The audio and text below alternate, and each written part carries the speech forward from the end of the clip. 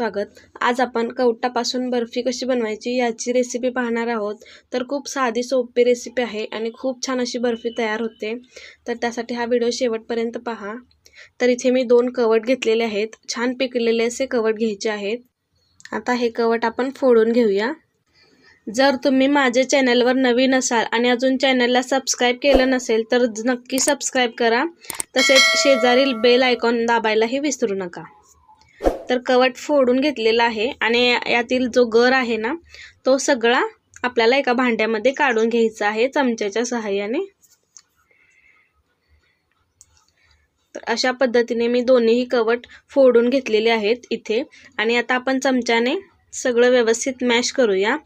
आणि यामध्ये ज्या जाड अशा शिरा असतात तर त्या आपण बाजूला काढून टाकायच्या आहेत। तर अशा प्रकारे मी सर्व शिरा यातल्या काढून टाकणार आहे। जर तुम्हाला बी आवडत नसतील ना तर तेही तुम्ही